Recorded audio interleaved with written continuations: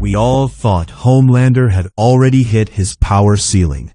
But today's episode, though the heavens fall, shattered every expectation and gave us a new monster with zero weaknesses. Today we are not just breaking down an episode, we are exposing the Immortality plan that flipped the entire 5th season of The Boys upside down.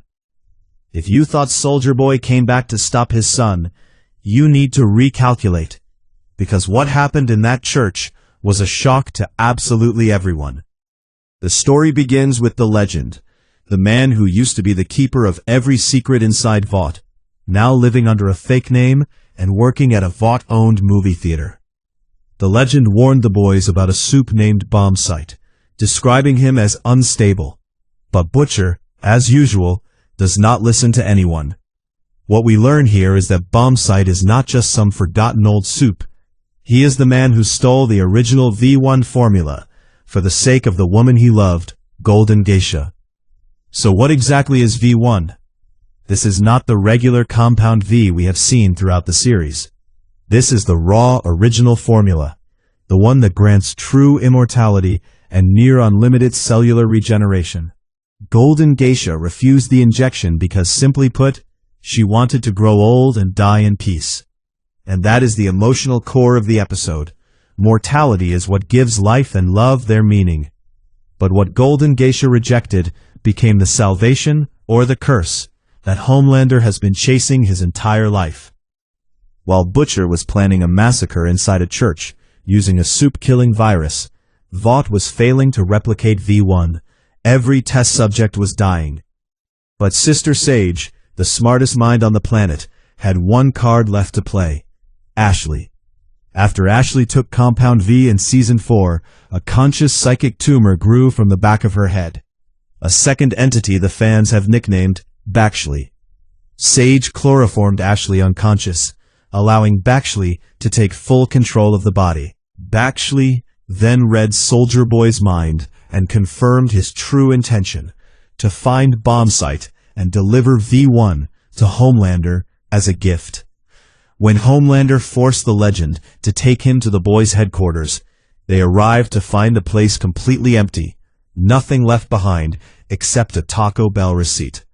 That receipt was the hard evidence Homelander needed to confirm that Sage had betrayed him and was working with Butcher behind his back. In that moment, Homelander was standing on the edge of a breakdown, ranting about religion and his destiny as a messianic figure. But the real shock was the legend's response. This man did not see a god standing in front of him, and he did not see a monster to be feared. He saw a broken human being. He looked Homelander in the eye and said, "I am not afraid of you. I feel sorry for you. You are a complete lunatic, but a talented one." And Homelander, the same man who kills anyone who disrespects him, let the legend walk away unharmed. Why? Because Homelander has always been searching for honesty. And for the first time in his life, someone confronted him with the truth, using genuine empathy instead of fear or flattery. Meanwhile, Sage believed she was smarter than everyone in the room. She sent Soldier Boy the location of the warehouse, fully expecting him to storm in, destroy the V1, and prevent Homelander from ever getting it, banking on his old hatred for his son. But Sage made one critical miscalculation. She did not account for emotion. Soldier Boy and Bombsight reached a peaceful agreement.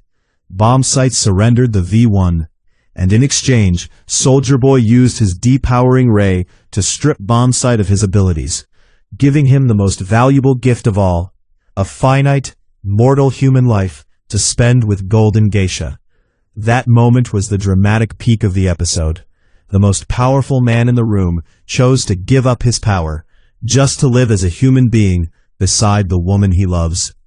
And then came the catastrophe that Sage never calculated for. Soldier Boy chose to hand the V1 to Homelander. Why? Even after seeing that footage of Homelander with Stormfront? Because Soldier Boy came to believe that Clara Vought would have wanted Homelander to be pushed further, not broken. Homelander took the syringe without a single moment of hesitation. He lasered a gash into his own arm and injected himself. In that one moment, the world changed. Homelander did not just become stronger. He became truly immortal. The look of pure terror on Sage's face said everything. Her plan to trigger a war between Supes and humans had destroyed itself, because she had personally helped create an enemy that cannot die. While Homelander was celebrating his divine victory, something deeply dark was unfolding behind the scenes. The complete moral collapse of the Deep. Deep, who has spent his entire life as Homelander's most desperate bootlicker, found himself in a tragic situation after Sage sent him to film a promotional video endorsing a Vought petroleum pipeline in the Bering Sea. Black Noir, seeking revenge for Bork's death, sabotaged the pipeline and triggered an environmental disaster. In a scene that is equal parts dark comedy and genuine tragedy, Deep dropped to his knees on a beach, desperately trying to resuscitate an oil-covered fish named Jeremy, and watched it die in his hands. That moment broke him completely. He returned, confronted Black Noir, and killed him in cold blood, strangling him with a cord and driving a knife through his neck. Deep is now a fugitive. He knows what he did cannot be forgiven, and that killing a member of the Seven means his own end is coming. Inside the Church of the Democratic America, Butcher had been planning a full-scale massacre using the Supe-killing virus. Huey and Starlight entered the church to install the device, and found Firecracker's body, already dead, by Homelander's hand. But Huey, with his conscience still intact, could not go through with it. When O-Father caught them, Huey held up the virus vial and threatened to release it, and it worked. But what we strongly suspect is that Huey never installed the device at all, and that the vial was empty. Because Huey simply cannot bring himself to become a mass killer like Butcher. And that puts the boys in a terrifying position. Homelander is now immortal, and the one weapon that could have stopped him was never used. This episode closed on a catastrophic situation. Homelander is immortal, and Soldier Boy is emotionally in his corner. Butcher has lost the V1, and the virus plan was quietly sabotaged by his own teammate. Kimiko, after witnessing Bombsight's choice, has begun to believe she wants to lose her powers and live as a mortal human alongside Frenchie, before he grows old and dies without her. And Sage, the supposed mastermind, has lost every thread she was holding, and Homelander now suspects her betrayal. The question hanging over everything, and the one the next episode must answer, is this. Can Soldier Boy's depowering ray still strip abilities from a body that has been enhanced by V1? Or has Homelander genuinely become a god with no end? The war that is coming will not be won by brute force. It will be won by the smartest move left on the board, and right now, no one on the boys' side seems to have one. Do not forget that everything that happened in this episode connects back to Clara Vought, the figure who will be at the center of the upcoming prequel series, Vought Rising. Clara was obsessed with engineering the perfect soup, and it appears Homelander was always the version she dreamed of creating. That is what Soldier Boy finally understood, and why he chose to complete her vision instead of destroying it. We are not just watching a season finale build, we are watching the birth of a new world order, one where Supes are immortal gods, and humans have nothing left to fight with. In the end, though the heavens fall was not just set up.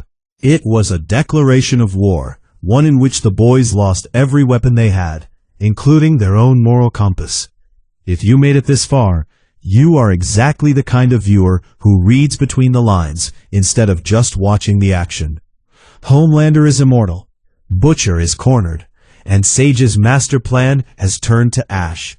So here is the question for you. If you were in Huey's position, would you have opened that virus vial and ended the Supes, even knowing innocent people would die? Or would you have done exactly what he did and bet everything on a miracle?